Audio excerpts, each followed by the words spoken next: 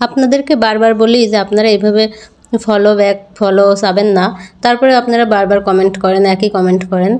মানে যেটা করা যাবে না আপনারা বারবার সেটাই করেন। যদি এইভাবে এইরকমই করেন তাহলে আপনাদের ফলোয়ারই বা বাড়বে কীভাবে, আর পেজই বা গ্রো কীভাবে করবে বলেন। হ্যালো এভরিওয়ান, আসসালামু আলাইকুম, welcome back to another blog.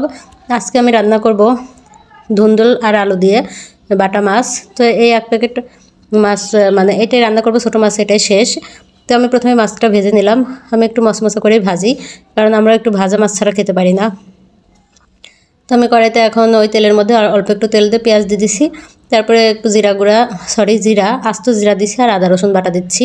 দিয়ে তারপরে এখন পানি দিয়ে দিব, কারণ আদা রসুনটা ফ্রিজে ছিল তো একদম একটু কেমন যেন পানি, মানে তেলের উপর দিলে আরও বেশি একদম ছিটে ওঠে।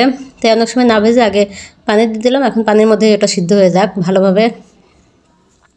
এরপরে হলুদের গুঁড়া, মরিচের গুঁড়া, ধনিয়া গুঁড়া সব কিছু দিয়ে দেবো, লবণ দিয়ে দেবো পরিমাণ মতো, দিয়ে ভালোভাবে কষিয়ে নিব। আর হ্যাঁ, প্রথমে যে বললাম যে আপনাদেরকে যে মানা করি, তারপরে আপনারা ওইটাই করেন। গত পরশু একটা ভিডিও বানাইছি যেন আপনারা ফলো ব্যাক দিবেন না, বা সাপোর্ট করেছি সাপোর্ট দিয়েন, আমার পেজে ঘুরে আসবেন, মানে এই ধরনের কমেন্ট করবেন না। এরকম একটা ভিডিও বানাইছি, বানানোর সাথে সাথেই আবার পরের দিনেই, মানে ওই দিনেই আবার কমেন্ট করছে সবাই যে হচ্ছে ফলো দিয়েছি, ফলো দিয়েন, সাপোর্ট করছি, সাপোর্ট করে গেলাম।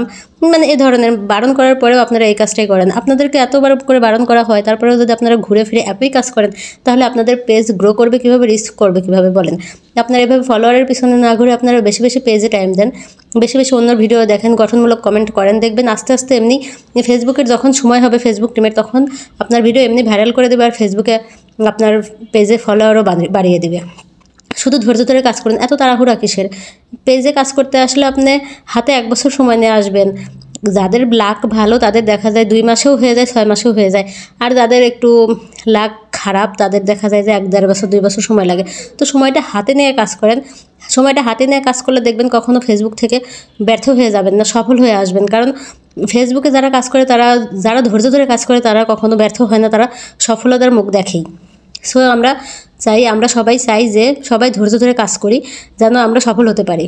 আমরা সবাই ফেসবুকে আসছি সফলতা অর্জন করার জন্য, তাহলে আমরা কেন এইভাবে অন্যদের থেকে ফলোয়ার চাবো বলেন। এটা করা উচিত না, তাই এটা করে না। তো কথা বলতে বলতে আমার কিন্তু তরকারি রান্না প্রায় শেষের দিকে। এখন আমি মাছগুলো দিয়ে দিব। আর হ্যাঁ, আমার ভিডিওগুলো যদি আপনাদের কাছে ভালো লাগে তাহলে অবশ্যই লাইক, কমেন্ট অ্যান্ড শেয়ার করতে ভুলবেন না। তো এখন আমি মাছ দিয়ে দিচ্ছি, আর এরপরে একটু পরে নামিয়ে ফেলবো। আর যেটা বললাম সেটাই করবেন, কেউ এইভাবে ফলোয়ার চাবেন না। এতে করে আমার পেজেরও যেমন ক্ষতি হচ্ছে, আপনাদের পেজেরও কিন্তু ক্ষতি হচ্ছে। এইভাবে কেন নিজেদের পেজের ক্ষতি করবো বলেন, এগুলো করা উচিত না। তো সবাই ভালো থাকবেন, সুস্থ থাকবেন। আল্লাহ হাফেজ।